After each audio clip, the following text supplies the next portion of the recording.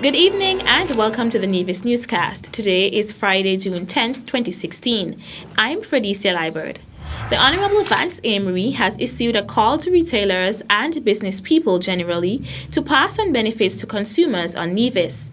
The Premier said he had listened to constituents who are not happy that despite concessions granted by government, prices are still relatively high. I would like to advise our consumer affairs division, both here in Nevis and in St. Kitts, to keep a steady eye, a keen eye on what is happening in terms of the markup on prices. I know we really have no full control except on controlled items, some of the basic items which are price controlled. But I think the retailers, the wholesalers should be mindful that the reason for the government to have provided a reduction or removal of VAT from food items and so on was to ensure that people are better able to buy these basic foodstuffs for themselves and their family.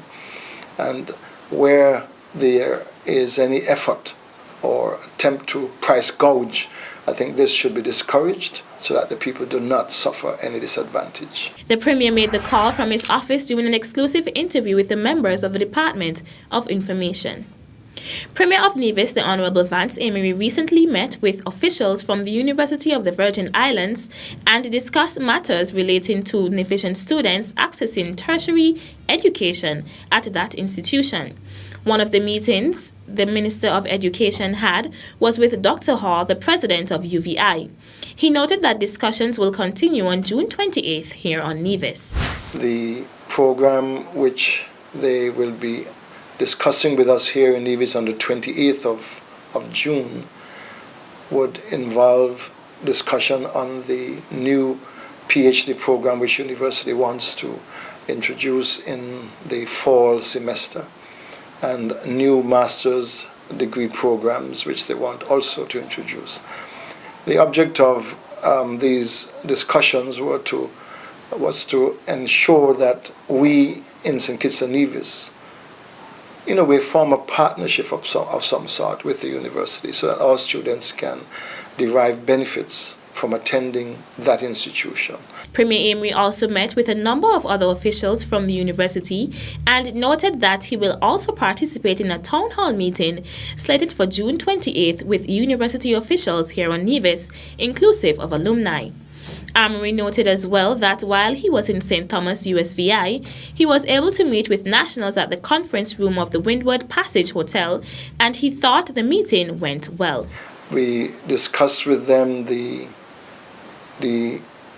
changes which are taking place in Nevis, the economic advancement which is being made, the CBI program, the alternate energy programs in which we are engaged. We discussed the policies of government initiatives to do with senior citizens, providing them with reduced charges on utilities and so on. I think we had a very useful meeting. The Premier said he finds it very useful when he travels to meet with nationals living in the respective destinations so that they can be informed firsthand of what is taking place at home. The St. Kitts and Nevis Patriots will be playing an exhibition match on Nevis towards the end of June. The senior minister responsible for sports in the Nevis Island administration is excited to share this news with Nevisians. Some months ago, in fact sometime last year, we started a conversation with them, with Uday Nayak, who's the owner. He had, I believe you might have carried a news story, donated some footballs to Nevis, and we initiated a discussion as to whether or not Nevis could benefit from some of the practice matches leading up to the CPL. And I'm very, very happy that yesterday they advised that it is on. It is going to be on the 25th of June at the ETW Park starting at noon, and Rec Life Movement is going to provide the music. The idea is to create a fun atmosphere, and the Patriots with all the international stars are going to come up against a Premier's 11 right here in Nevis. According to Brantley, this event is a culmination of lots of hard work and intense negotiation between the Ministry of Sports and the owners and manager of the cricket team. work. I want to congratulate, of course, the Ministry of Youth and Sports and the good people at the Sports Department. They've been working very closely. We are hoping to build on that. The idea is that they can do more practice matches. They can see Nevis as the home for their practices. And it also, I think, allows our own young cricketers, especially the school-age cricketers, to see these stars up close and personal. And, of course, it builds excitement for the CPL cricket in St. Kitts as well. So we're very, very excited about it. I think it's a culmination of good discussions. The Patriots have shown a very, very good willingness to partner with Nevis and to be truly a St. Kitts and Nevis team, as opposed to just focusing their attentions on St. Kitts. The Patriots will on Saturday, June 25th, come up against the Premiers 11 at the El Camino T. Willett Park, beginning at noon. Well, the Premier is a cricketer, or was. I was never. So I believe it's the Premier's 11. We leave that in the hands of the Premier. I'm sure he'll select an 11 that will be competitive and that will come up against the Patriots. But for me, it's just allowing the youngsters especially to see the stars, to mingle with them and to be around them. We are getting to a stage where we're discussing setting up nets and all of that, so Nevis will become a practice facility for them. So there's some exciting things in the offing, but I think this is a culmination of lots of discussion, and I want to say thank you publicly to Uday Nayak, to Richard Berridge, the manager of the team, to the whole organization for the St. Kitts Nevis Patriots, and we look forward to the whole of Nevis and St. Kitts. Indeed, many people are already indicating they're going to be coming over on the boat and coming over to enjoy cricket, and then we go back to St. Kitts for the music festival that night. So it's a packed type of agenda for us, and we see it as a wonderful summer. Senior Minister of Sports, the Honourable Mark Brantley. Still to come, Prime Minister Harris says CARICOM has made great strides in HIV/AIDS reduction. The details after this break.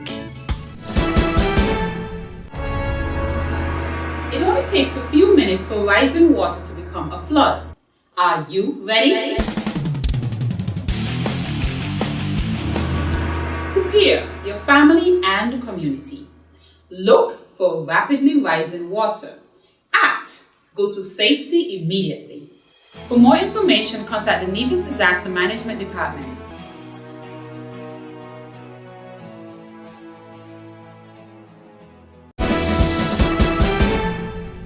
Welcome back. Prime Minister of St. Kitts and Nevis and CARICOM-led head with responsibility for human resources, health and HIV/AIDS, the Honourable Dr. Timothy Harris, addressed the United Nations General Assembly high-level meeting on ending AIDS at the UN headquarters in New York on June 8th. In his address, Prime Minister Harris emphasized that CARICOM has made great strides in HIV/AIDS reduction, but that challenges remain and that CARICOM member states recognize that confronting the challenges for fast-tracking the response to HIV and AIDS collectively and in global solidarity is its best option for ending the AIDS epidemic by 2030. Prime Minister Harris outlined that between 2006 and 2015, within member states of CARICOM, the HIV prevalence rate has been halved from 2.2% to 1.1%. The estimated number of people living with HIV receiving antiretroviral therapy has increased from under 5% to 44%. Deaths from AIDS-related causes declined from approximately 20,000 to 8,800, and the aspiration to be the first region in the world to end mother-to-child transmission of HIV. However, he said that CARICOM cannot be lured into a state of complacency because many challenges still confront us. The Caribbean, for all its successes, is still second to sub-Sahara Africa in its prevalence rate, Prime Minister Harris said, while highlighting that the vast majority of people living with HIV are concentrated in 3 Caribbean countries, and that in these 3 countries, prevalence among the key risk group are men who have sex with men, as high as 32%, and that in many countries, data are revealing a spike in prevalence among women and girls, a trend, he said, must stop. Prime Minister Harris said that CARICOM member states are committed to the achievement of the UN 2030 Sustainable Development Goals to eliminate AIDS by 2030. The Department of Education's 32nd Annual Child Month Parade took place earlier today, commencing at the Old Hospital Road and culminating in the Sisley Grell Hall Doris Stevens Netball Complex. Here is more in this report.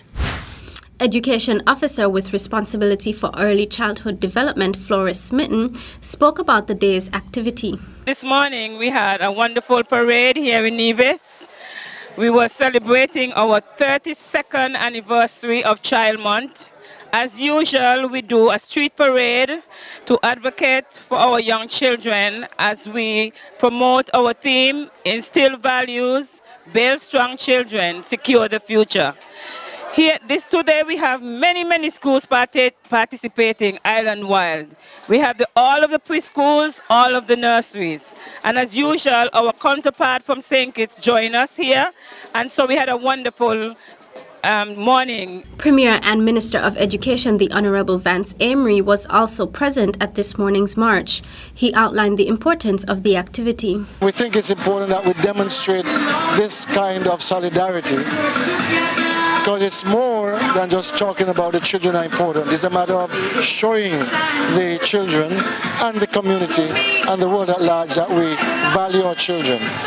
And the demonstration of the march today is to be that visible sign that we want our children to be the focus of what we do. The children, who were accompanied by their parents and teachers, danced through the streets of Charlestown along the parade's usual route. Various spectators took the time out to view the parade. Child Month activities will continue on Thursday, June 16th, with a variety concert at the Nevis Cultural Complex. On June 17th, there will be a bake sale with a twist outside the Solomon Arcade beginning at 9 a.m. On June 24th, the Nevis Division will join its counterparts in St. Kitts for their annual parade and T-shirt day. The culminating activity will take the form of a staff retreat of the early childhood workers on July 1st. The theme for this year's Child Month activities is Instill Values, Build Strong Children, Secure the Future. I'm Pamela Diaz reporting for the Nevis Newscast. Thanks, Pamela. That's it for this edition of the Nevis Newscast. On behalf of all of us here at the Department of Information, I'm Fredisa Liebert. Thank you for viewing. Going out to the land of my birth, Queen City, Nevis.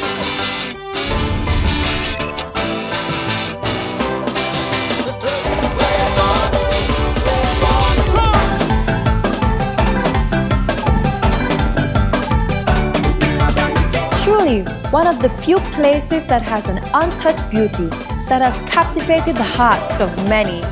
Nevis is everything you imagine.